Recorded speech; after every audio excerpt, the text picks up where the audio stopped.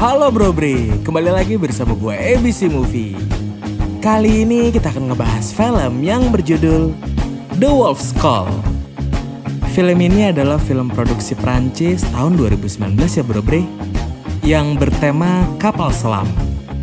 Secara garis besar, film ini menggambarkan tentang tenggelamnya kapal selam penyelamat Prancis dalam misi menggagalkan peluncuran rudal nuklir dari kapal selam nuklir milik Prancis sendiri. Bagaimana hal tersebut bisa terjadi?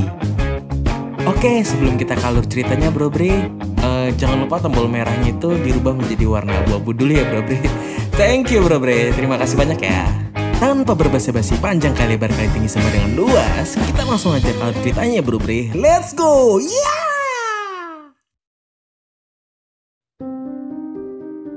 Kapal selam Prancis Titan atau Le Titane dikirim di dekat pantai Mediterania Tartus, Suriah untuk secara diam-diam mengevakuasi unit pasukan khusus Prancis yang beroperasi di daerah tersebut.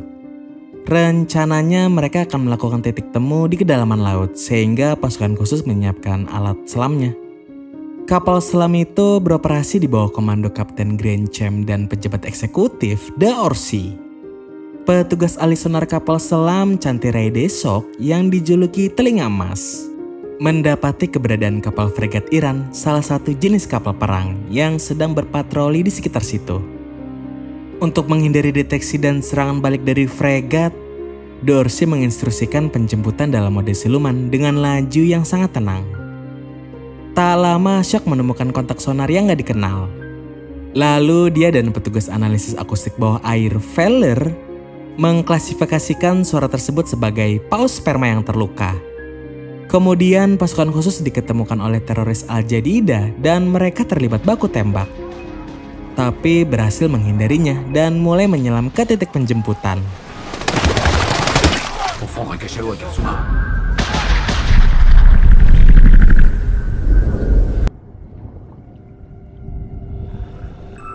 Tanpa diduga, sinyal sonar tadi berasal dari kapal selam tak dikenal dengan 4 bilah baling-baling yang mentransmisikan posisi Titan ke fregat Iran. Panggilan serigala juga melonglong di dalam kapal yang menandakan mereka telah ketahuan dan para kru Titan bersiap-siap untuk kemungkinan terburuk. Dari permukaan, fregat Iran mengirimkan helikopter maritim guna menentukan lokasi Titan. Dan kita diperlihatkan helikopter itu menjatuhkan serangan bom ke dalam air yang mengguncang Titan beberapa kali. Serangan itu merupakan tindakan defensif yang valid karena Titan sebenarnya masuk tanpa izin ke perairan Suriah yang berdaulat, yang sedang memulihkan diri dari invasi dan pertempuran yang telah menewaskan banyak warga Suriah. Setelah berhasil menghindar, Titan muncul ke permukaan dengan Grandchamp yang membawa RPG-7 namun terkunci. Dia dan di bawahnya ditembaki helikopter dan mereka memaksa merusak kunci RPG-7 dan menembak jatuh helikopter.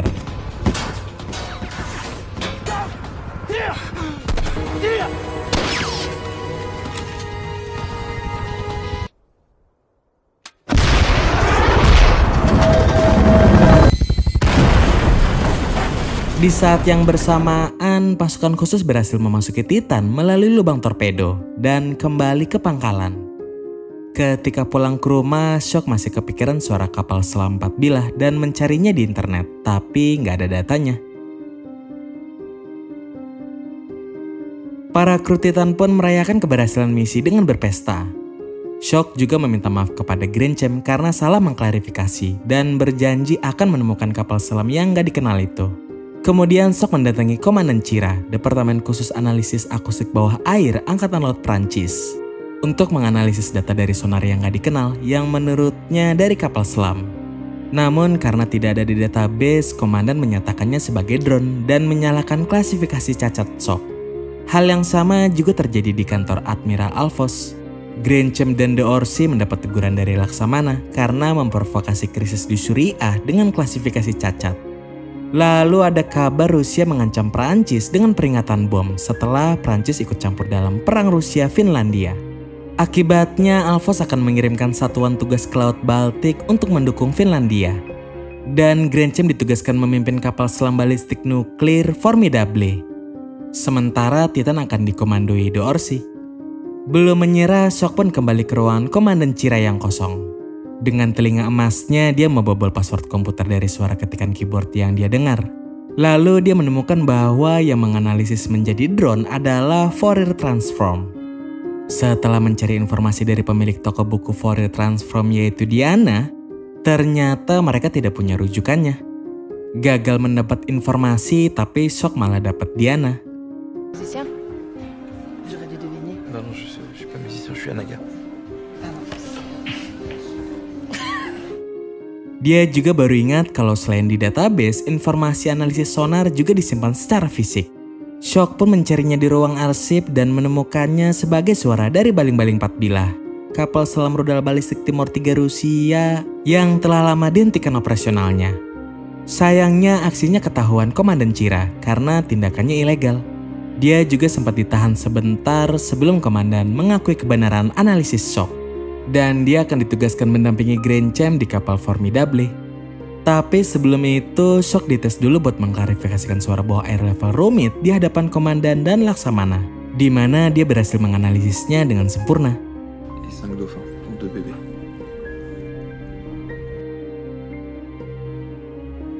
D'Orsay dengan awak kapal selam Titan dan Granchem dengan kru kapal selam Formidable bersiap-siap untuk menjalankan misi.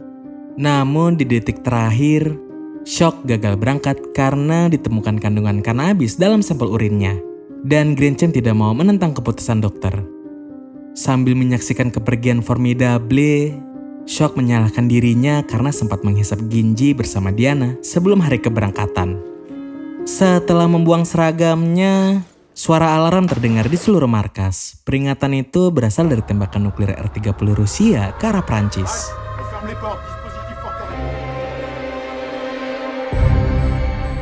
Di kedalaman laut, Titan berhasil mengawal Formidable hingga ke mode siluman dan kembali ke markas. Begitu Shock mengkonfirmasi sinyal sonar dari Timur 3, Presiden Prancis memerintahkan Formidable untuk meluncurkan rudal nuklirnya ke arah Rusia sebagai tanggapan. Sedangkan di komando, militer pertahanan Prancis meluncurkan rudal anti nuklir untuk mencegat R-30, namun gagal. Dalam kekacauan, Shock mendengarkan catatan peluncuran R-30 dan menemukan sebuah anomali misil terlalu ringan karena diluncurkan tanpa hulu ledak nuklir dan dikonfirmasi juga oleh Komandan Chira.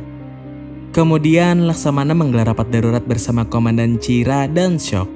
Dia memberitahu temuannya kepada Jenderal Angkatan Bersenjata Prancis yang kemudian bergabung juga Menteri Luar Negeri Amerika Serikat. Dan melaporkan bahwa kapal selam Timur 3 tersebut sudah dibeli secara ilegal oleh organisasi teroris Al-Jadida yang menipu Prancis agar terlibat perang nuklir dengan Rusia. Lalu Jenderal dan Presiden memerintahkan Alfos untuk membatalkan peluncuran nuklir Formidable. Namun sesuai prosedur hanya Granchem yang bisa. Sementara kapal Formidable sudah memutus semua jalur komunikasi. Dengan waktu kurang dari 1 jam sebelum Formidable meluncurkan rudal nuklirnya, Alfos mengajak Shock menaiki Titan untuk melacak Formidable yang sudah dalam mode siluman dengan telinga emasnya. Dan Alfos juga mematakan kemungkinan keberadaan Formidable dengan pertimbangan lokasi paling strategis untuk peluncuran misil dan mendapatkan titik ajaib Calypso. Helikopter maritim juga mengkonfirmasi titik itu dengan pendeteksi. Granchem yang mengetahui hanya mengacanginya. Begitu sampai di titik peluncuran, Granchem bersiap memulai prosedur penembakan rudal nuklir. D'Orsay juga mencoba berkomunikasi dengan Formidable, tapi karena sesuai prosedur, perintah presiden tidak bisa dibatalkan. Granchem pun menolaknya dan mematikan radio komunikasi. Singkat cerita, dengan telinga emasnya, Shock berhasil menemukan koordinat Formidable. Namun terjadi perdebatan antara Alfos yang berniat mentorpedo Formidable demi menggagalkan peluncuran nuklir, dengan Orsay yang menolaknya.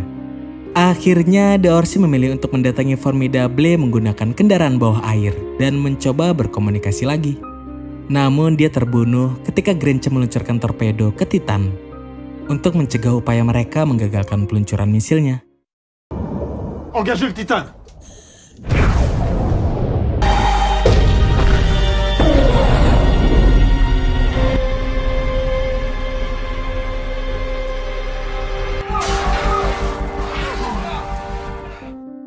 Akibat hantaman torpedo, Titan mengalami kebakaran biarpun masih kedap air. Shock juga terjebak di ranjangnya ketika dia sedang beristirahat. Dia juga sempat pingsan dan akhirnya diselamatkan oleh kru. Di kapal Formidable, petugas eksekutif dan Kapten Greenchamp memasukkan kartu aksesnya untuk hitung mundur eksekusi presiden. Setelah dikonfirmasi, mereka memasukkan modular peluncuran penyelarasan rudal dan hitung mundur tembakan. Di saat bersamaan, Shock kembali menemukan koordinat Formidable, sedangkan Alphonse langsung meluncurkan torpedo Titan. Mengetahui itu, Greenchamp merespon dengan meluncurkan torpedo juga. Dan kita diperlihatkan seorang kru Titan berusaha memberontak untuk melepaskan kawat torpedo, supaya Formidable juga membatalkan torpedonya. Namun aksinya digagalkan sehingga kedua kubu bersiap menerima hantaman. Kemudian Greenchamp melepaskan udara pemberat sehingga torpedo Titan hanya merusak bagian peluncuran rudal. Fais les sonars, on fait la tombe.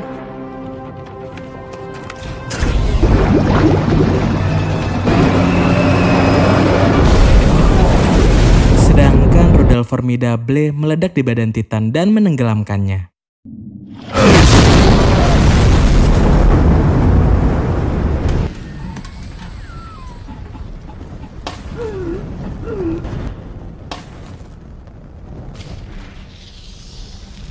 Kondisi di dalam sama hancurnya, hanya Alphonse dan Shock yang masih hidup. Sedangkan di Formidable, kerusakan hanya di ruang kontrol yang mengalami kebocoran karbon monoksida.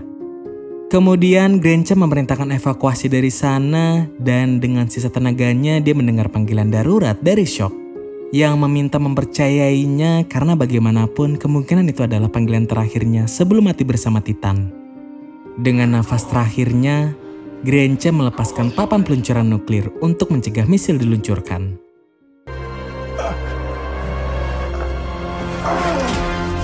Kita diperlihatkan Alphonse dan Shock mencari jalan keluar dari Titan. Lalu mereka menemukan ruang peluncur rudal yang masih berfungsi. Dan Alphonse mengorbankan dirinya untuk mengevakuasi Shock melalui ruang itu dengan menembakkannya ke permukaan bagaikan rudal.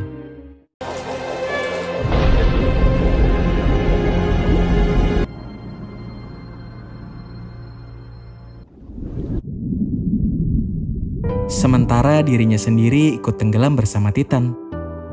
Shock juga terombang-ambing dengan pelampung dan menembakkan suar darurat. Sampai akhirnya diselamatkan oleh marinir Prancis. Juga kita diperlihatkan para kru Formidable yang selamat menaburkan bunga ke laut sebagai penghormatan dan bela sungkawa terhadap kapal selam Titan beserta seluruh krunya yang gugur tenggelam akibat adu domba teroris. Singkat cerita, Shock juga kehilangan pendengaran hebatnya karena efek samping dari kuatnya suara lontaran torpedo. Dan dia melanjutkan hidupnya bersama Diana. Tomat. Gimana menurut kalian tentang film ini, Bro Bre? Menegangkan dan melemaskan, ora?